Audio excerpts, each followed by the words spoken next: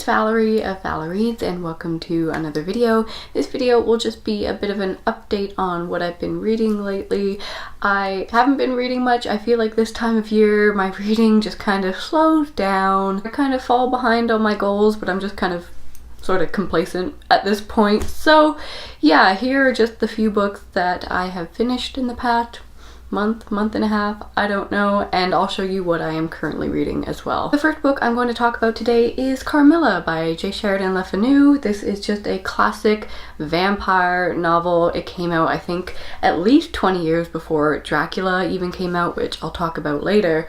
And it's just a fun little tiny story about a beautiful young female vampire who preys on young girls. So it's essentially a lesbian vampire novella. So it's pretty simple, not much more to it than that. The writing isn't anything amazing. I found it quite modern for the time that it was written. But honestly, what you see is what you get, and wasn't anything mind-blowing, but I did enjoy it nonetheless. My favorite thing about this book, though, that gave me like a real good chuckle was just how stupid and clueless the characters were in this. Like, I know if you're living in like a real world situation, you're not gonna immediately assume that your like new mysterious best friend is a vampire. There were a few scenes where the characters were looking into Carmilla's family heritage and looking at paintings of her ancestors from centuries ago, and they'd say, wow, this woman looks so much like Carmilla. Look, her name was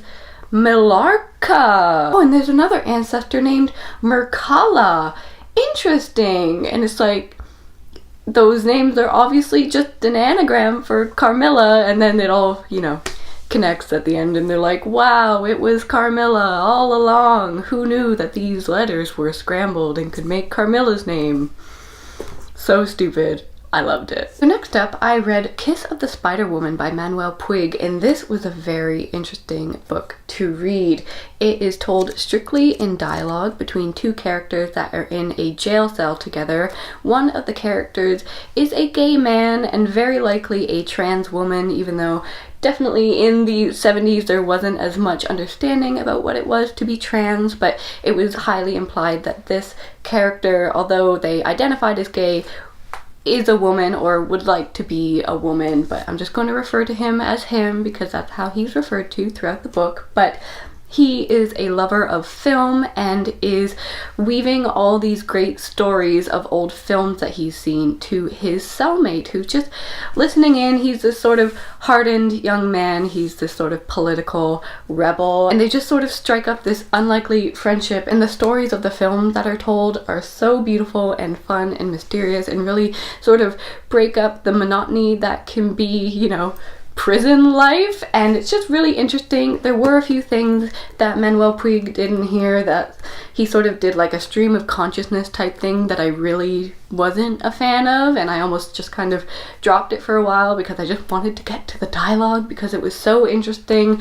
But at the end of this book, I just felt so connected to these two characters. You spend, what, nearly 300 pages with them, and you really grow with them and learn to connect to their stories and grow with their friendship, and it's just so heartbreaking and such a wonderful experience. I'd love to watch a play or a film version of this because I feel like it would really heighten the experience, but just the novel alone blew me away and I highly recommend it. Then I read Chicken with Plum by Marjane Satrapi. This is technically, I guess, her fourth graphic novel if you count Persepolis as two, and then she also wrote another short graphic novel called Embroideries, and this is the fourth one that she released, and I don't think she's released any graphic novels after this, and this was released in 2006, so that's a bit sad because I really enjoyed this, and it is a sad little story of a real person in Marjane's life. This story is based on her great uncle, who was a wonderful musician. He played an instrument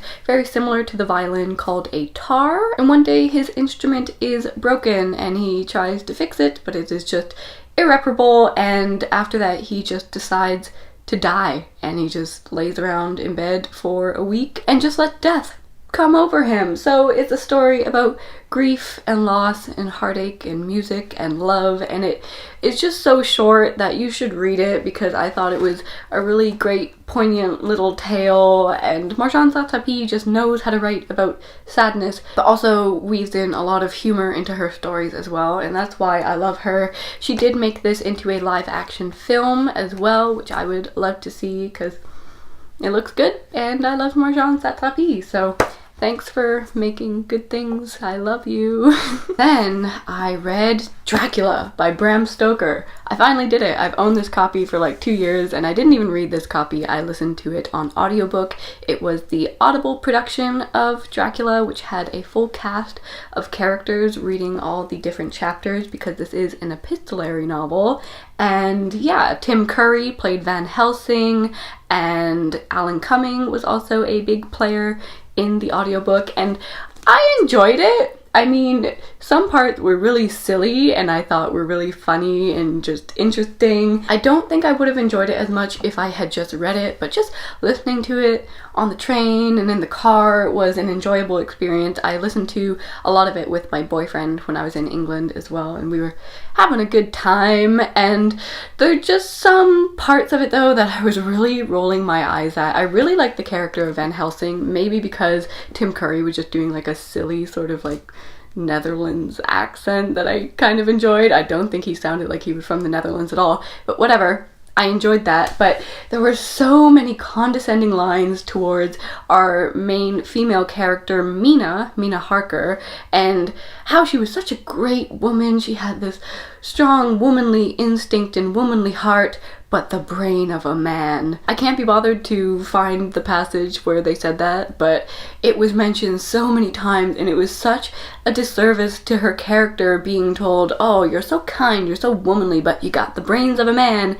But even though you're this sort of integral part of our investigation to track down Dracula, we're gonna let you stay home and rest, because from here on out it's gonna get dirty and you're gonna faint because you're a woman and you're sensitive and you can't even bear to know what we're doing to track down Dracula. It's just too ghastly. And it's like, fuck you, Bram. Like, Mina is a strong, clever, kind, intelligent woman. She did not have the brain of a man. Like, it was just so stupid to me, and it was mentioned so many times how Mina was a woman and she couldn't handle things, but she was so clever and so smart, and it was really just taking me out of the story. But I wasn't taking this too seriously to begin with. It was silly, it was fun. I really enjoyed the character of Renfield, who is this man in an insane asylum who is this sort of psychopath, sociopath who enjoys eating flies. And the first scene where they mention him putting a buzzing fly in his mouth, I nearly gagged. Or I did gag, but I didn't throw up. Like, I nearly just ugh. And they had mentioned like vampires eating babies before, and I'm just like, yeah, cool, but a man putting a fly in his mouth, I couldn't do it. So he was really interesting. Dracula's hardly in it, so if you want Dracula to be like the main character, it's not gonna happen, because he just kind of like pieces out after the first few scenes. But if you like people talking about tracking down Dracula, this is the book for you. It's Dracula by Bram Stoker. I'm also reading The Heart is a Lonely Hunter by Carson McCullers, which I'm really enjoying.